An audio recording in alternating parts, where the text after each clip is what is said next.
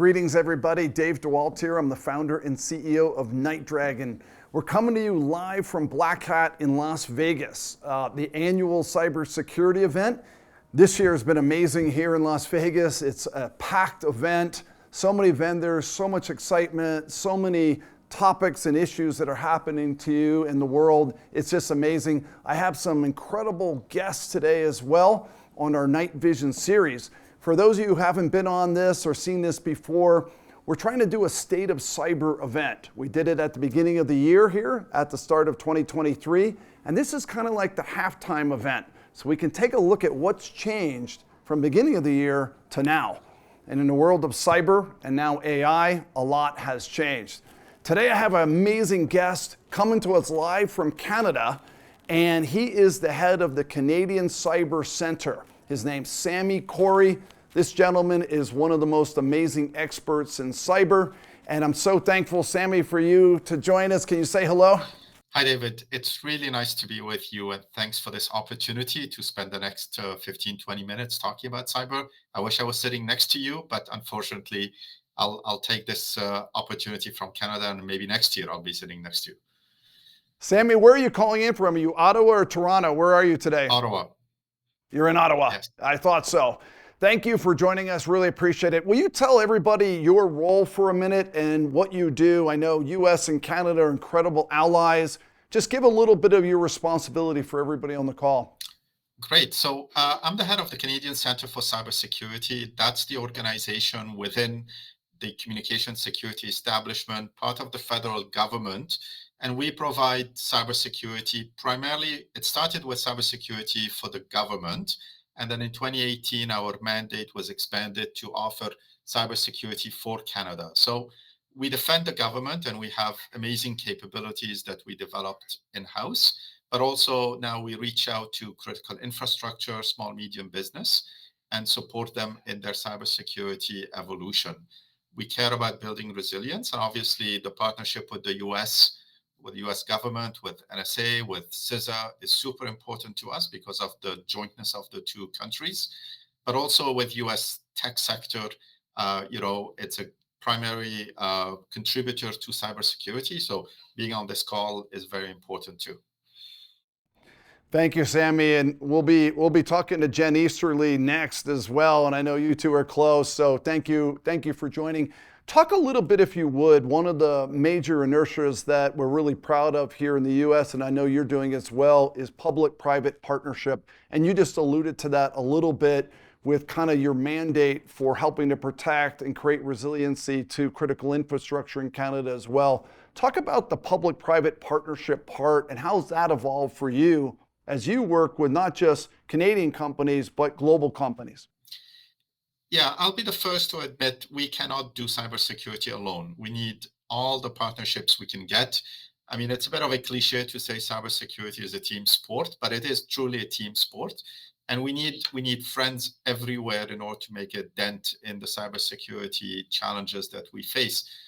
Friends in government, friends internationally, friends in US government, friends in tech sector. We absolutely need to partner. None of us can do it alone.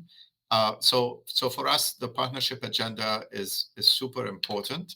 Partnership to understand the threat landscape, partnership to work on joint campaign, partnership to develop maybe policies together, partnership to look at products under non-disclosure so that we can make sure that products are built in a secure way.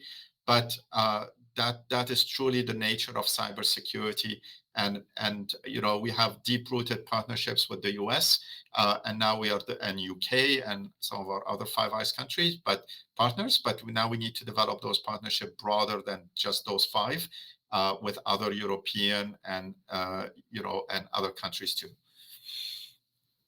I've always said it takes a village in cyber, and you just encapsulated that well, right? Public-private working together, but public-public working together, and all over the world. If we're going to stop some of the challenges, we have to all work together. Yeah. Sami, can you talk a little bit from your vantage point, particularly running one of the largest cyber commands in the world? What's the threat environment like from your vantage point? How's it changed as the course of this year has gone on? And just comment a little macro on the threat environment, if you would. Great. I mean, last November, we released the National Cyber Threat Assessment, and that's Canada's. This is sort of our assessment of the threat as we paint it in Canada. And we identified 5 threats, but even though the document was released in November, it's already maybe in some cases outdated. So let me backtrack for a second. In November, we said the number one threat that Canadians will face is cybercrime, and cybercrime, more specifically, ransomware. We also are seeing an increase in threats to critical infrastructure. We're seeing a threat to by nation state, and we named the 4 countries that are of worry to us. We also see a threat by these cyber actors trying to influence Canadian trusts in online spaces. And also the fifth one being the threat of disruptive technology like quantum and AI. So these are the 5 threats that we painted in our National Cyber Threat Assessment.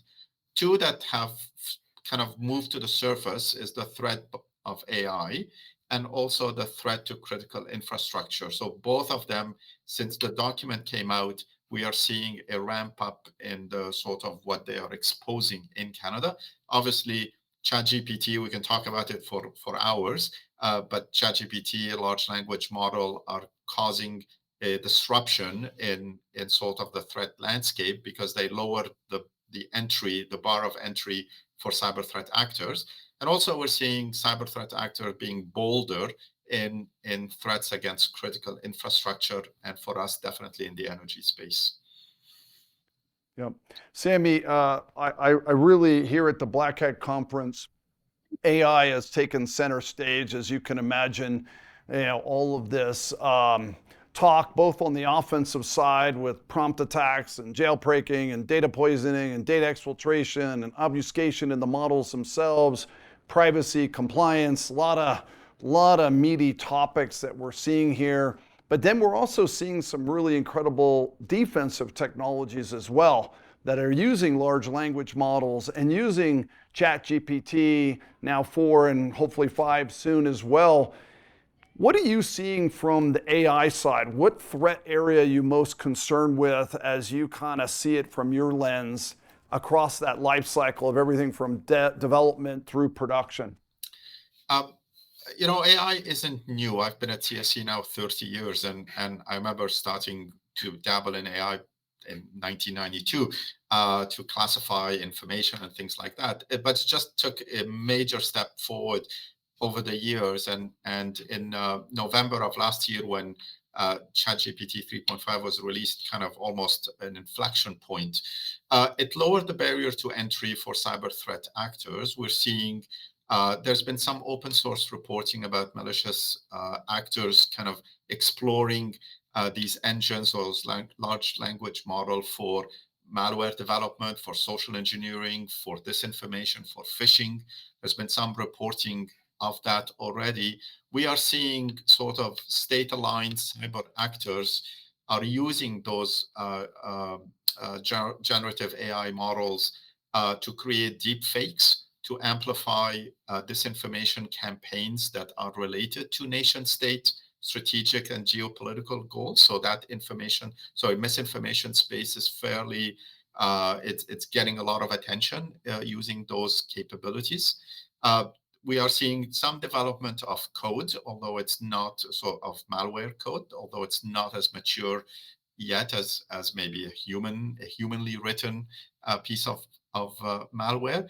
But definitely phishing is being, those engines, those LLM are being used to create phishing that are indistinguishable at times from human emails. And so those are some of the spaces where we're seeing AI sort of being used by malicious actors, definitely in phishing, but also by those state-aligned actors to amplify misinformation campaigns.